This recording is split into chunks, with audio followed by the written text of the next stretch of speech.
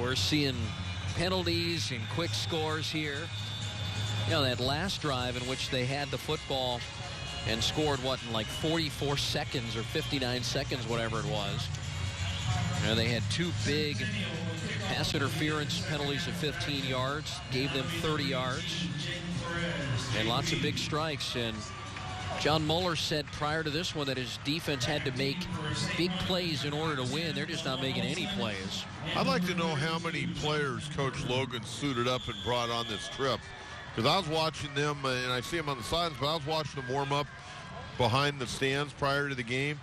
Looked like they had about 75, maybe even 80 or 90 guys. It might be as many as 100 that they brought. I know that's how many is on their roster listed.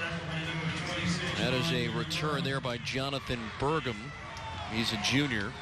Not bad starting field position as St. Bonaventure gets the football first here to start the third quarter of play, and they need to score on this opening drive. I would think with 100 players on the roster, they'd be able to develop a little depth. Just 198 yards of total offense for the Seraphs in that first half of play. They did turn it over one time.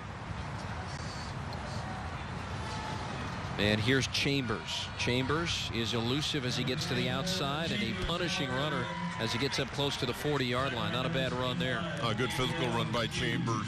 Really not a lot of blocking there.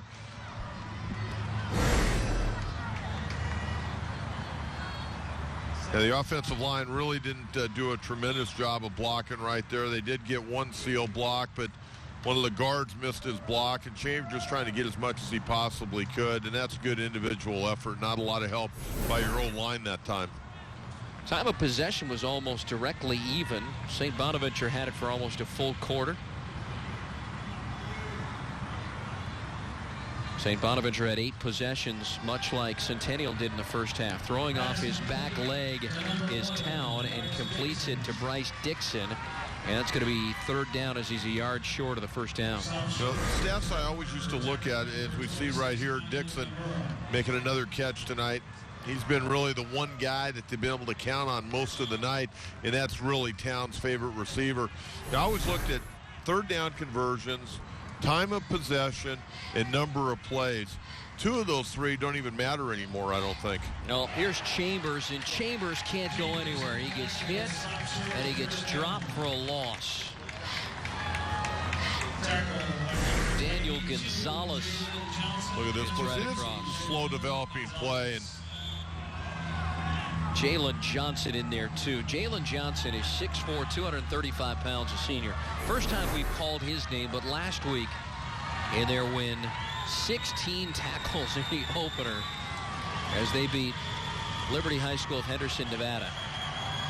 Town dropped it, got it back, pressure coming, and misfires to the far sideline on 4th down, and they turn it over on downs to start the third quarter. Wow, they went for it on 4th down. Now they've got to give it to Centennial deep in their own territory. Wow.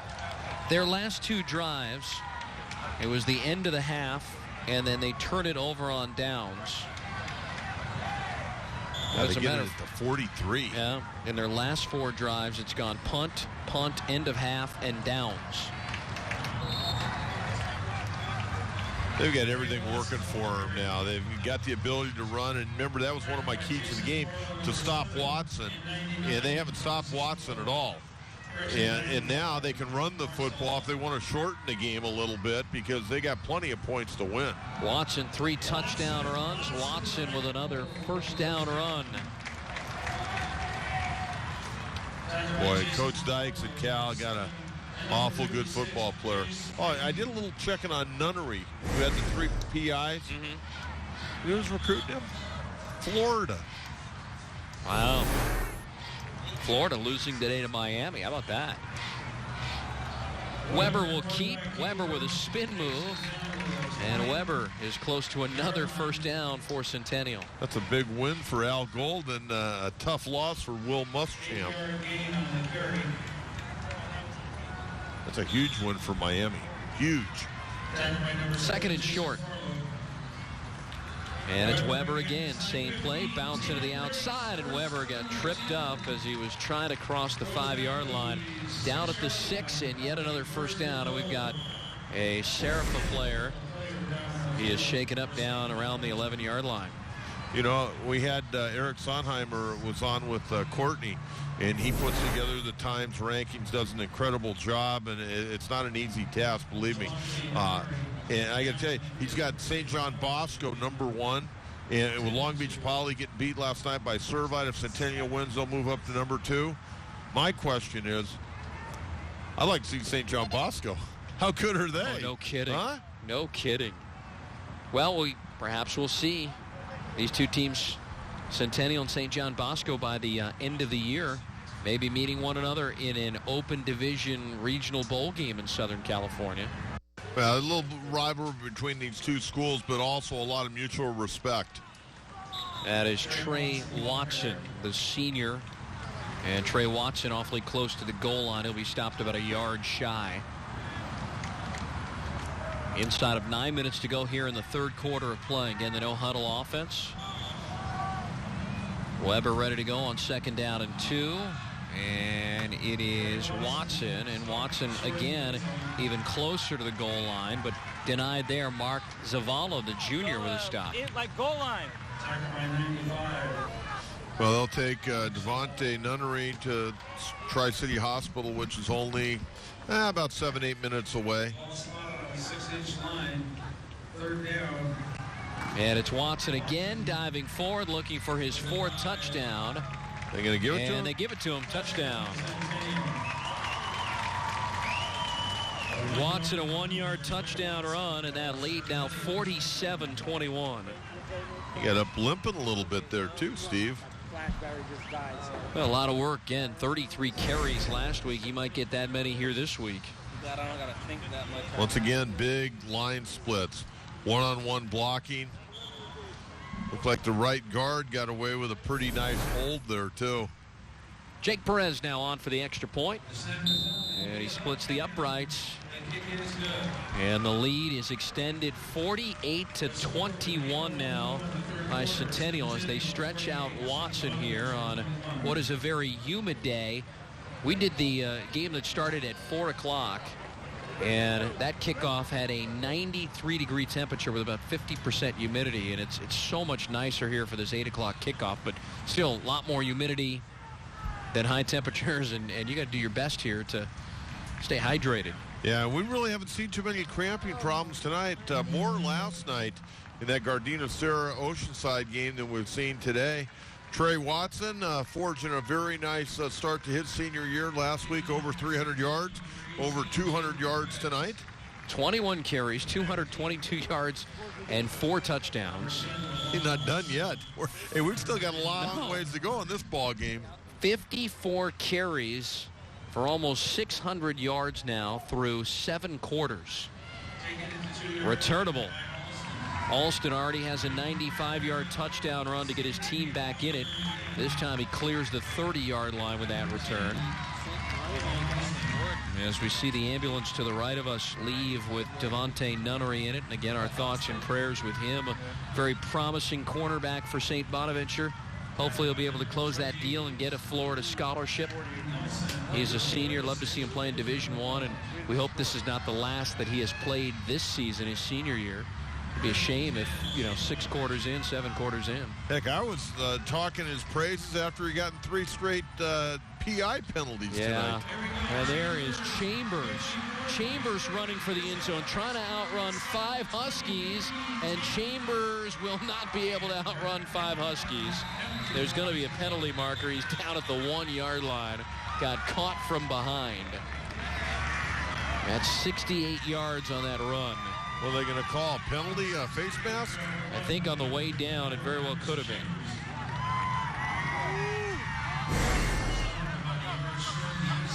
Whoever got him from behind might have reached over and grabbed his face mask. That secondary on the prowl trying to track him down. At the end of the run, we have a personal foul, face mask, against the defense. Yep. Half the distance to the goal, 1st and goal. It was Gabriel Hughes. junior defensive back with the infraction. 4 penalties per side. Knows that that football is almost touching the goal line. I would imagine Chambers is going to get the opportunity to finish what he started right here. A couple of touchdowns last week and 110 yards rushing. And they put the fullback in, huh? And diving forward is Towns. Thought he got in. Let's see, our officials taking their time. No one has signaled yet. Hell, he dove into the end zone. Nope, they're calling it second down. Oh, let's see the replay on that one. Mike Downing says second down at the 1-foot line. I would have swore he got into the end zone. He dove into the end zone. Well, they get another opportunity here. Town will give it to Chambers, and Chambers is going to wind up losing a yard. Looked like William Nicholson grabbed him and brought him down from behind. Okay, now let's take a look at the first play here. Town just coming to the line of scrimmage, going quick. Look, he's way in the end zone. Not even close. Oh, that's a bad call. We've seen a couple of them in our last game. But in our last game, a clear touchdown that was out of bounds ruled a touchdown. And there is, we're not using replay in the game, but they do have replay monitors to the left of us, jumbotrons, if you will. And Towns is going to throw for an easy touchdown. Wide open touchdown catch. And that's John McGill. And it's 48-27. Well, they get the touchdown, but they lose a little bit of time. And when you're way down, you need every second on that clock as possible. That's the third touchdown throw of the night for Ricky Town. I don't know what the officials were looking at. That wasn't even close. Well, at least everyone gets to share in the wealth now. They take a little bit of time off the clock. And it's 48-28, back to a 3-possession game. He almost got bumped there by Bryce Dixon. Almost disrupted the whole play. If you're a defensive coordinator, really for both of these schools, drive you crazy. I mean, both these offenses are just very, very talented. St. Bonaventure puts together a 4-play, 69-yard scoring drive, and they do it in Centennial Husky fashion. 99 seconds. That big 68-yard run by Chambers getting him down to the goal line. They finally punch it in. Still 6:22 to go in the third. Centennial has now scored on 7 consecutive possessions, and they're going to get it a 10th time in this football game. So they might have 15 possessions and 14 touchdowns by the end of the game. And St. Bonaventure, they're a good football team. Yeah, but they both have long rides home tonight. For St. Bonaventure, this might be like a baseball team traveling back east. I mean, they might not get home till 3:30, 4 o'clock in the morning at the rate we're going right now. I think some of the parents are going to let their kids spend the night down here. Drive home tomorrow. Yeah, I hope so.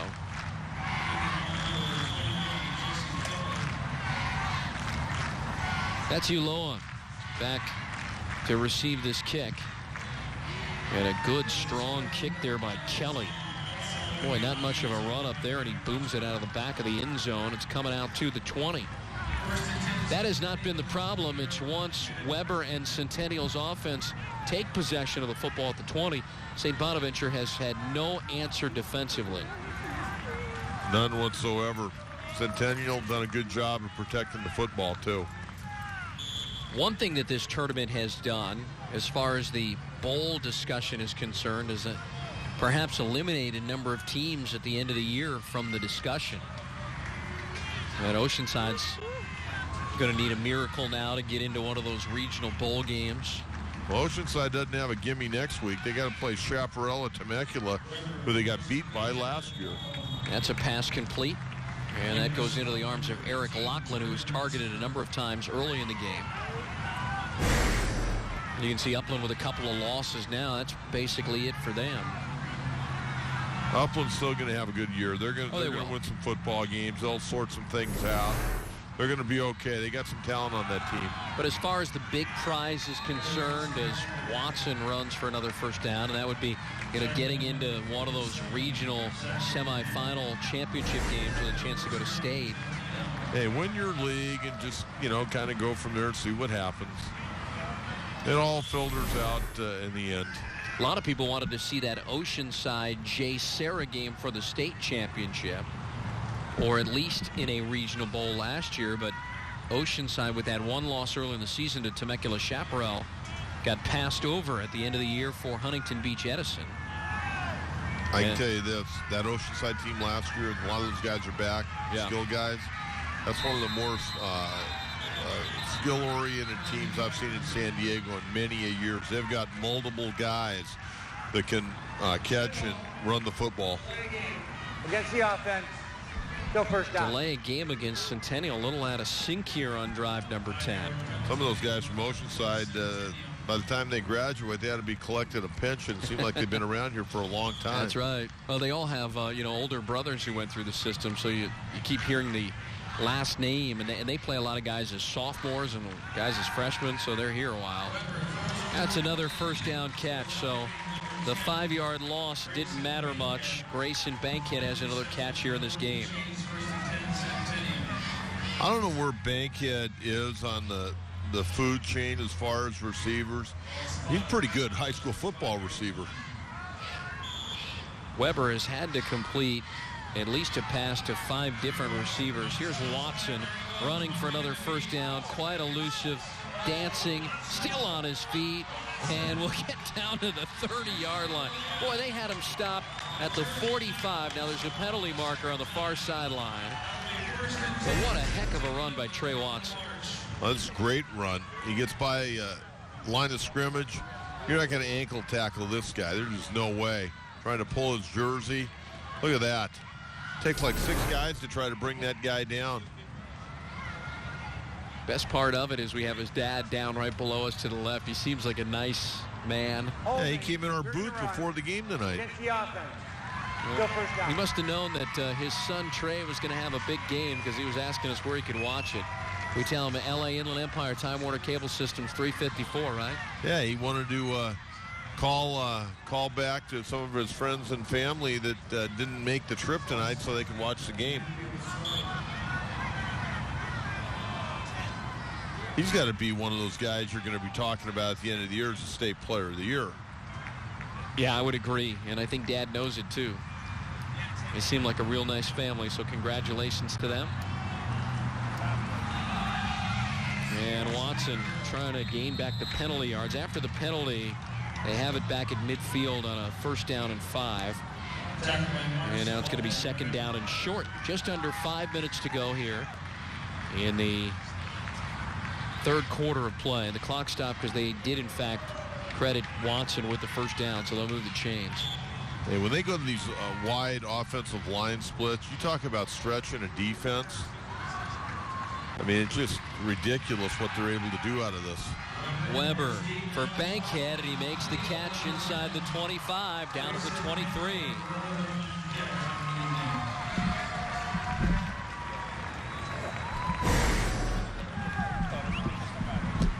It has just been too easy tonight for Weber, who last week threw for 239 yards. Bankhead, another nice catch. Last year, Weber threw 43 touchdowns. That was a school record, 15 more than Taylor Martinez's old mark. And Martinez had a very successful career at Nebraska. Hey, I can tell you one thing. If I was a kid, or I guess nowadays I'd have to say if I was a parent and I want my kid to go to a certain high school, I'm going to a school that throws the ball like this. I'm not going to any of those wing T schools. That's right. Think of the past, huh? Used to be very trendy. You know, the wing T is great when you don't get big offensive line. Right. You got to make those angle blocks. But I'll tell you, I think it's probably run its course a little bit for a while. And I think now kids want to, they want to play wide open football. If you want to develop players to go to the next level, you got to go to this. There's Watson up the middle. Watson, touchdown. Mr. Trey Watson.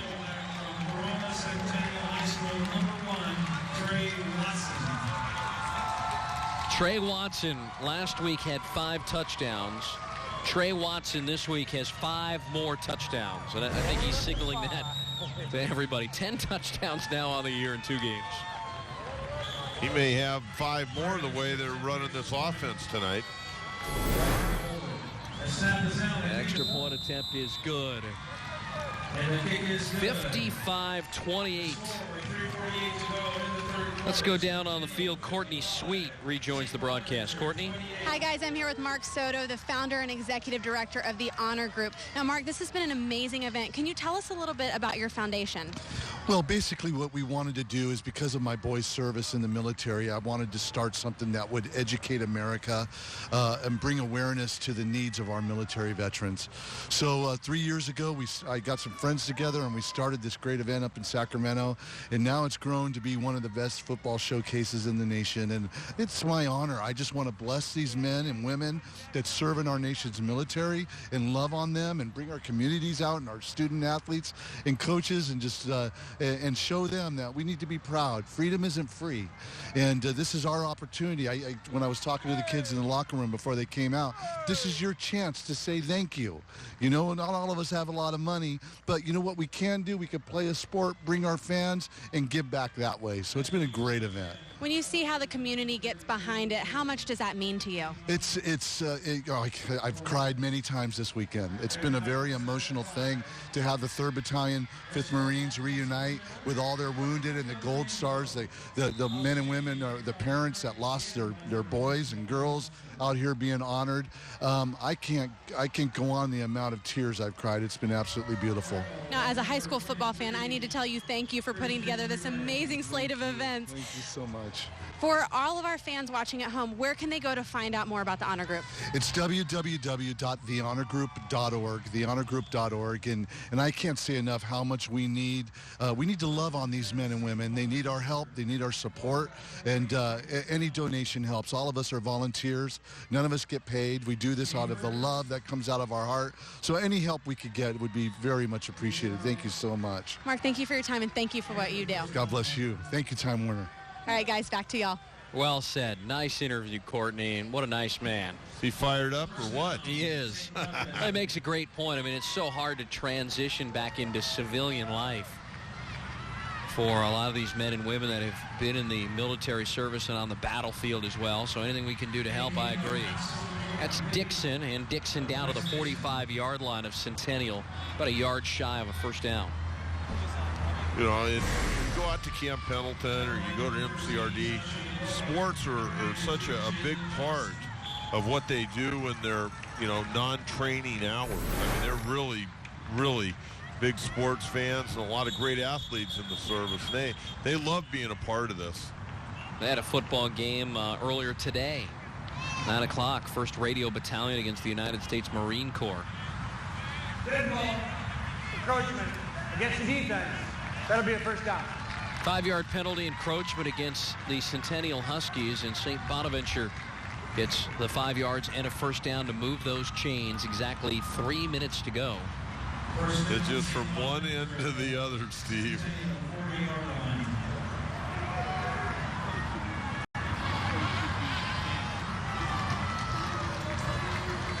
27-point advantage here for Centennial. Remember, if it gets to 35 in the 4th quarter, we'll have a running clock, and we had that in the game prior. That would be Oaks amazing. Christian and Upland. This was supposed to be a tight game. Last year, St. Bonaventure had Centennial 40-35. And that was a back-and-forth affair. This is a great event. I hope that in the future, a lot of these big marquee teams will agree to play and stuff like this early in the year. You don't see that a lot in college football where teams, play outside of their league, great games early on. You know what? I think if you're a competitor and you think your team's pretty good, you'll play anybody, anytime, any place, any time of year. And Centennial is pretty darn good. They're showing it tonight. Under 2 to go in the 3rd quarter of play. Hey, when you think you're good, you want to play the best because you beat them. What's that make you? Makes you the best. Surprisingly, only 1 turnover tonight As Chambers runs for another first down here, and they'll move the chains as he's within the 30-yard line. Yes, it is. First down, Sarah. St. Bonaventure had that fumble by Dixon on their opening drive of the game. Centennial did nothing with it. Other than that, Centennial 10 possessions, 8 touchdowns, over 600 yards of total offense for the second time in as many weeks. They're sitting at about 1,260 yards of total offense in 7 quarters of football. And pressure coming, and Ricky Town, who's headed to Alabama, was headed to the ground right there. Well, Junior Anguiano came from his outside linebacker spot, one of the captains of the defense, and he just came on a blitz. And Ricky Town rolling to the left side, never saw Anguiano come. There's Anguiano, 5'9", 185 senior. Heck of a motor, had an interception last week. Town on 2nd and long, and that is dropped. That's Johnny McGill. The two connected on the last drive for a short little touchdown pass. Wide open. McGill's kicking himself right now. Under a minute to go here in quarter number 3. We've been talking about all the offense. You know, there's some pretty good guys on defense, but you know what? They're being really challenged tonight. Yeah. Maluata Austin is a 6'3" senior. He wears number 7 for Centennial, and he is a USC commit. And we're talking about turnovers here, but I looked down, and last year Centennial forced 40 turnovers in a season. It is unbelievable, and a much better defensive performance this week than last week when they allowed 42 points. Well, what happens, Steve, is they can put so many points on the board. The other team, some of them, you know, they just don't know how to react. It snowballs. They start throwing. Balls get tipped. Turnovers occur, and Centennial just keeps adding to the point total. And, you know, I mean, they're playing a great team tonight, and they're handling them really nice. I could only imagine if they were playing a team that, you know, is just an average high school football team. You might score 100 points on them. Yeah, that's true. Well, let's see. 60 points last week, 55 now. She's got 115 points. And while doing research for this, I thought, modern day, wow, 2 games. They already scored 100 points, but blowing right past him here is Centennial, and there's still 12 minutes and 38 seconds to go in this football game. But, I mean, their defense needs some work, too. I mean, there's room for improvement. Their defense gave up 50 last week, and they've already given up 28 tonight. Here's Watson. Watson might end up with 400 yards rushing when it's all said and done. The only thing that's going to stop him is if he gets leg cramps. He's having a LaDainian Tomlinson while at TCU type of evening so far. I mean, see, they spread out that defensive line, and it's just one-on-one blocking. And if you don't get them at the line of scrimmage, you're lucky to get them at all. Bankhead with a catch and then ducks underneath the tackle. He's about a yard shy of the first down, 2nd and short. They continue to operate without a huddle. They haven't thrown the ball to Berry Ware at all this half, have they? They give him a little bit of a breather? Maybe perhaps a sign to Devontae Nunnery. Now, that was intended for Ware there. Ware was being held by Kevin Taylor. There was no call. He wanted it. Incomplete, and 3rd down and short now. Well, St. Bonaventure had to make some big plays on defense, and quite frankly, they made 0 plays on defense in this game. 0.6 to go. Final play of the 3rd quarter here. Centennial has scored on 8 consecutive drives since the 1st quarter. They have another first down, and this drive is going to continue into the 4th quarter of play. That'll do it for 3 quarters of play. The only 2 touchdowns here in the 3rd quarter were scored by Watson, both times for Centennial. 55-28, a 27-point advantage for the Centennial Huskies as they try and get to 2-0. Back for the start of the 4th right after this. Time Warner Cable presents. It's September 14th, and the world has stopped. for the one event. Mayweather versus Canelo. The unbeaten pound-for-pound king. The undefeated Mexican superstar. Who is the one? Mayweather versus Canelo. Whatever you're passionate about, we invent better ways to love it even more. Time Warner Cable. Enjoy better. We start the final quarter of play from Oceanside High School, the UT San Diego Honor Bowl, fourth and final game here of the weekend. And the